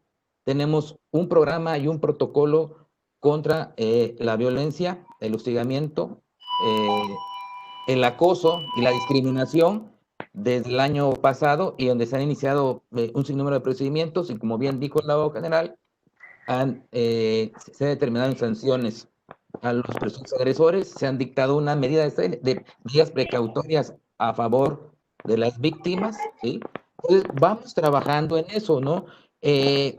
También ahorita actualmente se está trabajando en un diagnóstico, lo voy a decir de una manera retórica para efectos de, esto lo hemos trabajado con un conjunto de académicos de diversas áreas, ¿sí? Una encuesta que está por realizarse para toda la comunidad universitaria. Por primera vez vamos a aplicar esa encuesta. Por la pandemia, pues ahora estamos en la época digital, ¿no? Entonces, todo se va a hacer, pero ya está programado ya para lanzarse, para como poner el termómetro de la universidad acerca de la percepción que se tiene de la violencia. Se ha hecho muchos estudios, ¿sí? Hay mucha gente, muchas personas muy capaces que han hecho, pero ahorita se va a hacer de manera general. Estudiantes, personal académico, personal administrativo y egresados de la universidad. También estamos trabajando en un proyecto para una materia sello. Esta materia sello no se pretende, o lo que se quiere llegar es que sea una materia de derechos humanos y género, pero para todas las carreras de la universidad, principalmente en el primer semestre. Porque como usted bien dijo, doctora, cuando se presenta un acto que se presume que es violencia de género, pues resulta que son de áreas de física, de contaduría, ¿no? Y los estudiantes no saben. Primero, realmente la historia, las corrientes feministas, que también vienen incluidas, y qué tipo de violencia y a dónde deben de acudir, ¿no? Entonces, la instrucción que nos ha dado nuestro señor rector y la propuesta que tenemos ahora como Defensoría de Derechos Humanos y Universitarios, ¿sí? Es principalmente la promoción de estos derechos, y forma parte este tipo de capacitaciones que va dirigido a nuestros funcionarios y al personal que se desempeña en la universidad, porque este trabajo lo tenemos que hacer de manera conjunta. ¿Sí? Esto es manera integral para que nosotros podamos tener, para que una universidad libre de violencia, una universidad que se respete la igualdad, que se respete, ¿sí? Que no exista violencia de género, como usted decía, que se digan chistes. O sea, los estudiantes llegan a la universidad a estudiar y los académicos llegan a enseñar. No debe haber conflicto de intereses, ¿no? Entonces, a nombre de la Universidad Autónoma de Chiapas, le agradezco su participación, le reitero una nueva invitación y ojalá podamos contactar, porque de su exposición quedaron muchos temas pendientes y yo creo que los compañeros tienen el interés de ver ciertos temas y si usted no tiene inconveniente, le haremos una invitación posterior para que podamos ir platicando sobre estos temas, ¿no? Y además le agradezco que nos haya usted inaugurado este ciclo de conferencias, ¿sí? En agosto habrá otra, en septiembre tendremos otras y esperemos que de aquí a diciembre estemos nosotros en esta retroalimentación en un tema, créame que es muy importante y muy serio para la actual administración. Muchas gracias. Pues muchas gracias, yo también les agradezco y los felicito por estas acciones que están haciendo. Quisiera solamente mencionar que no es un alegato contra los hombres, por la pregunta que decía que esto confronta a hombres y mujeres. No es un alegato contra los hombres, es contra una sociedad que ha priorizado los valores masculinos y ha minimizado los valores femeninos, vamos a decirlo así. Lo que tenemos que preguntarnos es, los hombres contemporáneos, ¿cómo hacen uso de estos privilegios? Por ejemplo, me puede decir, maestra, pero yo no hice estos privilegios para mí. No, pero ¿cómo los usas? ¿Qué haces para que no tengas estos privilegios y para que las mujeres de tu alrededor tengan otra posición de igualdad? Entonces, creo que sí tenemos que seguir conversando para ir, digamos, desbrozando este tipo de cuestiones. Y una cuestión pendiente es cómo vamos a educar a los hombres. La gran riqueza de las universidades es que en nuestras aulas pasan el 38% de quienes están en la educación superior pasa por las universidades. Entonces, ¿qué estamos haciendo para modificar justamente esas subjetividades? Ese es el área de oportunidad que tenemos las universidades. Por eso felicito a la Universidad Autónoma de Chiapas por estas labores que están haciendo y con mucho gusto atenderé una nueva convocatoria. Un abrazo a todas y todos. Muchísimas gracias, doctora. Agradecemos nuevamente aceptado esta invitación y pues nombrar también que reconozco mucho el liderazgo que tiene en la RENIES, Igualdad, Caminos por la Igualdad, la Red Nacional de Género, a donde la Universidad Autónoma de Chiapas también pertenece, y que sin duda todo el trabajo que se ha generado desde la red nacional ha tenido un impacto muy importante para todas las instituciones de educación superior y la UNACH no es la excepción. En ese sentido, pues vamos caminando para lograr poder alcanzar esta construcción de la igualdad entre mujeres y hombres en los espacios educativos y en nuestra Universidad Autónoma de Chiapas.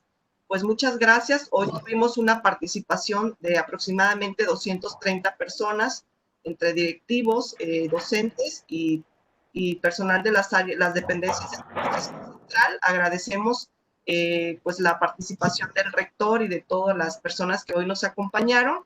Y pues con esto cerraríamos, doctora, su intervención. Muchísimas gracias y les comentamos que en agosto y septiembre les enviaremos una nueva invitación para continuar con este ciclo de conferencias. Mi agradecimiento, doctora, nuevamente y muchas gracias a todas y todos los participantes de esta mañana. Gracias, buenos días. Buenos días.